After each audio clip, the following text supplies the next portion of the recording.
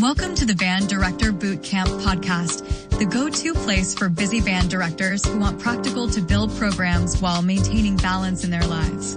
This podcast is brought to you by the Empowered Music Educator Academy, where we help directors like you find efficiency, sustainability, and impact in your teaching and leadership. And speaking of impact, our platinum sponsor, Kennelly Keys Music, has been serving musicians with a commitment to quality, reliability, and exceptional service. Whether you need top-tier instruments, expert repairs, or trusted advice, they've got you covered. Now, let's dive in and set the tempo for success.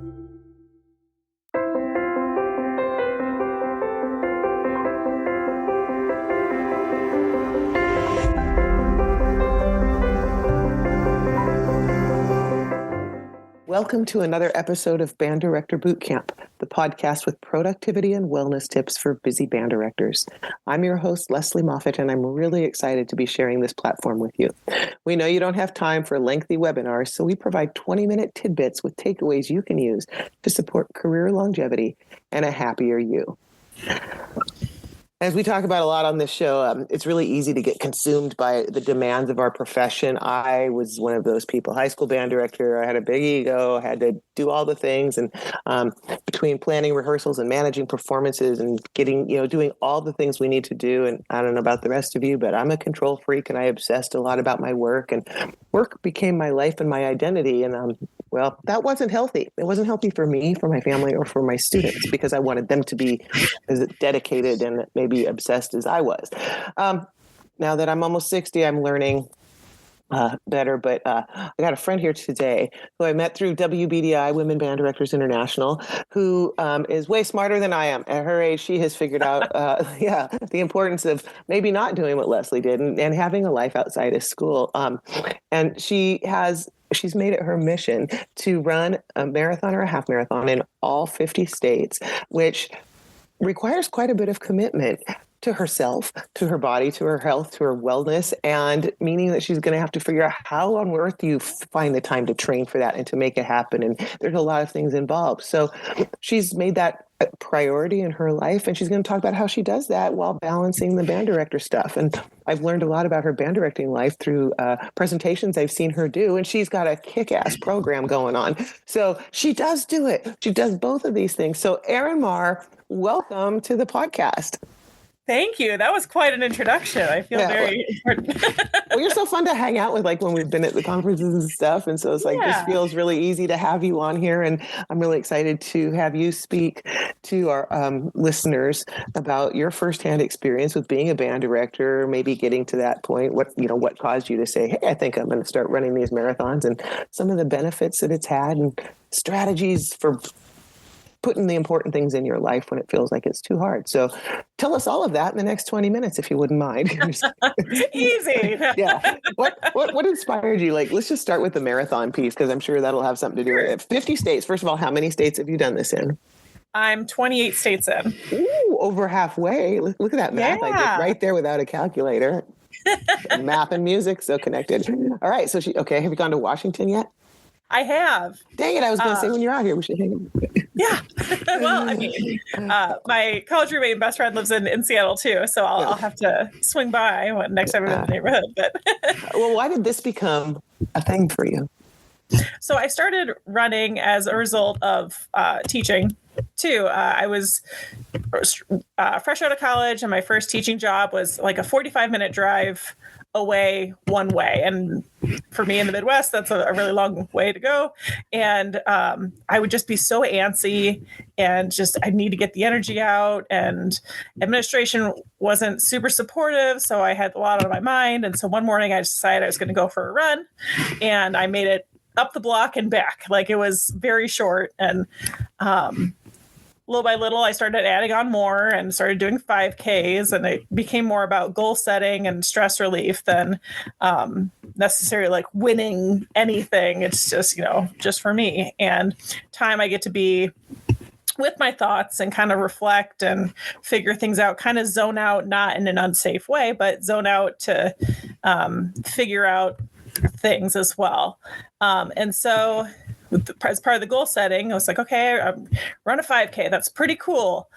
how about a half marathon? I think I'll do one of those. That sounds fun. And then after that, I was like, I'll just sign up for the Chicago Marathon. That's doable, right? That's like just a half marathon twice, which if is not, it's runner math, but like, it's not just a half marathon twice. Right. It's different. But, Right.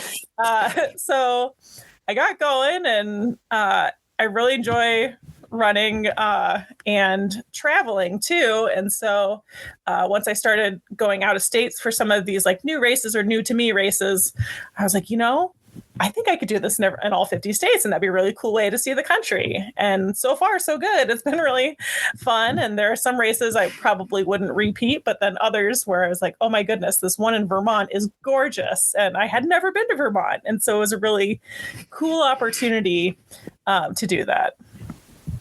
Wow, I love it. I want to take up running now. So how do you, because you don't just run the event. It's just like you don't just play a concert, right? There's a whole lot of work that goes into it, the mental and the prep, the whole thing. So sure, yeah. What kind of time does that take, and how do you make time, and why do you prioritize it? In my area, there are some training groups available. And so I sign up for the training groups. I've also helped lead some groups within the training groups too. So if you have a certain time goal, then you can run with a certain person that'll help you. And I love to talk to the people in the training groups and kind of distract them so they don't realize they're running, 8, 10, 12 miles. And we make a lot of good memories. And the thing is, though, like having the commitment of signing up for something where, other people are depending on you to be there, or they might be wondering where you are if you're still sleeping on Saturday morning instead of going out for the run. And so it's also time I have scheduled away where nothing else can really happen at that time. And obviously, like if there's a school conflict or something where it's solo and ensemble festival or something like that, then of course, like that takes precedence, but it keeps me from just having, Saturday morning scaries where it's like, oh, I have so much to do, and then just kind of shut down and don't do any of it. Or it also keeps me from saying I need to do all the things I should be doing during the week on the weekends. Like, no, this is my vacation time to go out and put in miles and be with people I enjoy being around and talking to really cool people, and not necessarily about music or band or anything like that. Oh, so many nuggets in what you said that were so cool. Like, but I see a lot of similarities in a music piece, right? Or ensemble. You have a goal together, you work together to get there. People depend on each other. But I love too how you make a commitment. It sounds like you schedule it in. You schedule in your runs. You schedule those things in and keep the commitment. It's easier to keep a commitment when it's on a calendar or however you schedule, right? Because you don't break appointments with other people when you put it there. But if you're just showing up for you, it can be really hard. And so my husband and I do the same thing. We put in our calendars, gym or yoga or whatever, because it's on the calendar. So it's like mentally too, you're prepared to do it. And like you said, you don't get the Saturday morning scaries or the Sunday night scaries because your mind is now in a different zone.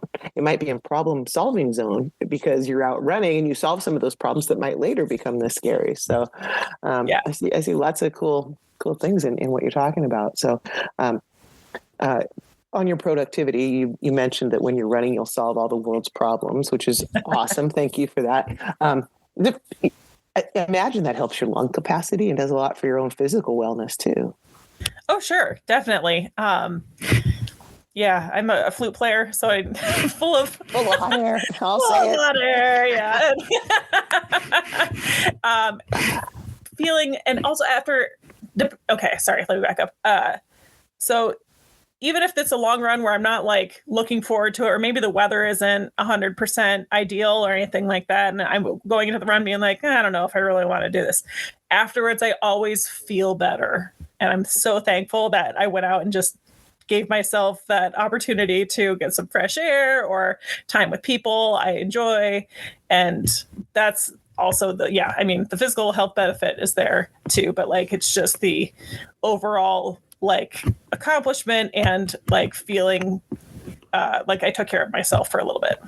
And you're right. It can be, sometimes it's like, this is the last thing I want to do right now. And I write in my first book, I have a 5-minute rule for myself. When I need to go on a walk, it's like, I don't want to. or it's raining. I live in Seattle, so that's Right. always happening. I'm like, just 5 minutes. I'm just going to go out for 5 minutes and then I can just be done. And only once have I gone out for just 5 minutes. But when that one time when I was like, no, I promised myself, I turned around and went home and I was fine with it. But normally once you get out there, you're right. You're like, oh, I did this. And then you come home, even if you're soaking wet or whatever, you're like, I feel so much better that I did that. Yeah, so I can do anything for 5 minutes. Yeah. And we all felt the same way about, I don't want to practice right now. There might have been days, right? But you went in, and once you did it, then that senior recital was a whole lot better because you made those choices. So whether it's running or committing to learning art or swing dancing or whatever it is, it's that commitment and that showing up and make it happen. So we are solving all the world's problems today. Look at us. How do you maintain a balance? Well, you kind of already talked about that. You have your husband. Okay, so can I tell that you said in your thing that you want to? You're also prioritizing making time for family or your husband. Yeah. So how does that play in? Do you give up some running now, or do you stop working, or how do you figure out the balance when things start to shift? Well, I mean, you mentioned scheduling in and using a calendar to schedule in that time. So tomorrow night, at the time of recording, is the Super Bowl. And so we're going to go see a movie because neither one of us really care about football that much. So we plan okay, we're both free this night and we're just going to make this date night happen. We're going to go see a movie, and I've already pre-ordered popcorn and a drink and everything. It's great. You probably have the theater to yourself. Yeah. So I mean, when I scheduled the ticket, it was just the two of us in a whole theater. So it'll be kind of fun if that's the case. But. Yeah, I'd be like rich people. We just rent it out for us. Yeah, or there's maybe two other people, and they decide to sit right next to us, or something silly like that. But also, scheduling in the time, or just making the time to check in. A lot of the times, if I have a late night, he's here, and I usually come sit on the couch with him, and we watch Ted Lasso or something silly. We watched all of The Office together. It's kind of our powering down before bed type activity. And once we became empty nesters, we started doing that. And I have seen the first 75% of so many shows, but I always fall asleep the last. I have no idea how any of the shows we watch together end. So I'm that person that has to watch at the beginning of the next show, it says, here's what happened. Yeah. And I'm like, well, good. Guess you fell asleep again. That when the spouse pokes you and says, hey, wake up, it's time to go to bed. Yeah, that's become me. So embarrassing. All right. Well, hey, before we ask you a couple more questions about this, I just want to take a quick time out and thank our sponsors, the Empowered Music Educator Academy and Kennelly Keys Music, for making this podcast possible. As band directors, we know that success is all about preparation, whether it's in the classroom, on the podium, or behind the scenes. That's why the Empowered Music Educator Academy is here to help you master time management, reduce stress, and create sustainable routines that keep both you and your program thriving. And when it comes to ensuring your musicians have access to top quality instruments and services, Kennelly Keys Music is the name to trust. From rentals and repairs to expert advice and outstanding customer service, Kennelly Keys is committed to keeping your program running smoothly. Visit KennellyKeysMusic.com today to explore their offerings and experience the difference of working with a company that truly cares about music education. Now, back to the show. All right, we are back with Erin Mahr, who has been sharing some really cool stuff with us about having something outside of your band life to keep a good balance, to keep you physically, mentally healthy. And Erin, did you ever find that when you get really into something like with the running and the thing, and you've got those commitments to that you're more efficient with your time at work? I found that when I started doing, if I knew I wasn't going to be able to just stay after school and piddle fart around because I had other commitments, once I started this podcast, I had to be more efficient at work because I'd have podcast interviews lined up and I couldn't just dilly-dally at the end of the workday and I'll get it done. So what about you? Yeah, absolutely. And because with the training group, there's also Tuesday night runs too, and I don't want to be late to those, or, it's just okay, get everything done you need to get done, or can this wait till tomorrow, or just kind of being able to be done. Right. Or okay, this is a 2-minute task of sending off an email that isn't as, I don't know, just it's easy to get done quickly. And yeah, I'd say so. So if somebody's listening now and they're like, I like the idea of doing this, but what do I start with? Should I don't know anybody. I don't know anything. What are like you met some runners groups, you said, or did you just go online and Google stuff? What should people do? Because it's hard to do things alone. But some people well, and I agree. Yeah, it's hard to get into things alone. And when I was running, and when I started running, I didn't know any of the runners in my area, and so I actually went on the Runners World website, and they had a blog group at the time, and so I started like blogging on there about my running, and got to like meet people who live across the country and like read about their experiences running too, which inspired me to seek out my local running group and then start training with them and everything too. So that was really cool. As far as, seeking out running near you, even if you don't have a running club, you can always go to, if there's a running store, like stop in and ask if they have any training groups that meet regularly, or if there's a YMCA or anything, or gym, see if they have any programs happening, or even if you're like, well, sometimes people are scary, or I, deal with kids all day long, and sometimes the last thing I want to do is talk to another person. Exactly. You're just socially exhausted. Your battery is absolutely drained, and you just want that time to listen to an audiobook or a podcast like yours, and just get it done on a treadmill or in a like a loop in a park or something like that. You can just kind of find comfy clothes that fits and go out and just left, right, repeat for as long or as little. And like, don't put limitations or expectations on yourself. Like, don't think, well, I think fast runners run this fast, so this is how fast I need to run. Or if I'm going to do anything, it's worthless to go less than a mile or less than 30 minutes. No, just go out for what feels good. Up the hill and back, or down the block. Yeah, like you said, you have to start somewhere. Yeah. 15 minutes out, 15 minutes back, or 10 minutes out, 2 minutes, whatever. And if it's brand new, as adults, when we take on something that's hard and new, it can be frustrating, but I think it helps us as teachers, because now we can better relate to that kid that can't figure out how to remember how to put their fingers on the clarinet, because we're struggling with trying to figure out proper form when we're lifting a weight or whatever.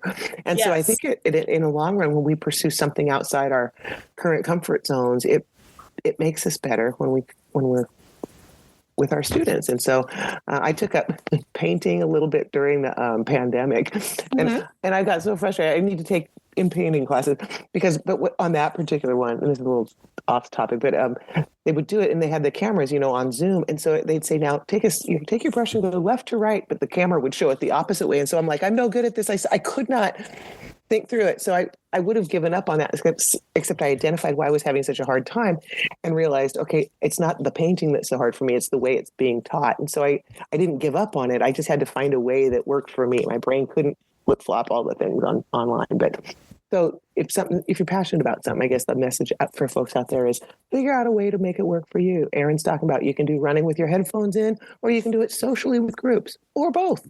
Or maybe you don't run, maybe you just walk, or maybe you take up knitting or something, whatever it is. Finding the way to do it in solitude or in groups or whatever the way it connects. It's more than just what you do. It's what it does for you and how it connects you to others and the like. So look at us going so deep on this Band Director podcast. Who knew? Who knew we had it in us? Any other words of wisdom? You said you started running like when you first started teaching, so you really don't know the teaching life without having this, do you? Right. Yeah. And it's something I also share with my students too. Like they know I'm like, oh, have a great weekend. I'm going to Texas to run a half marathon. I'll see you on Monday. And which is a bananas sentence to say in the first place. But and they know that I'm not winning the races. They know I'm just doing my best. And a lot of the times, like I'm definitely a back of the pack runner. But I'm showing that you can still enjoy something and do it for the rest of your life, or, until my knees give out, and like not be good at it, but still have it and enjoy it. And like, similarly, like in music, like you can play your instrument for the rest of your life. You don't have to be first chair in the symphony. You can be in a community band, just enjoying playing music with other people. Yeah. or And play. I think that's ultimately our message today, isn't it? To keep our own wellness, to keep a healthy balance in our lives.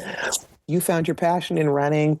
I love doing other things, but finding something that nourishes you. That's not just your work. That's healthy. Absolutely. See, I said, let's solve all the problems in the next done. Check. and a half.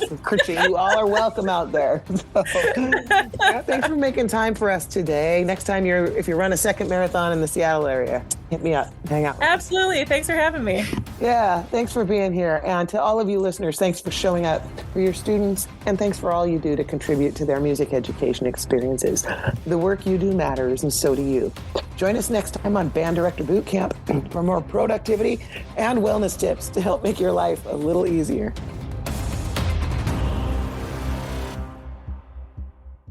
That's a wrap on this episode of the Band Director Boot Camp podcast. Remember, success in music education isn't just about what happens on the podium. It's about taking care of yourself and setting up systems that work for you. The Empowered Music Educator Academy is here to help you do just that. So be sure to check out our resources at empowerededucator.com. And of course, a huge thank you to Kennelly Keys Music, our platinum sponsor, for their unwavering support of music educators like you. Whether you need instruments, accessories, or expert advice, their team is ready to help. Thanks for listening, and keep making music happen.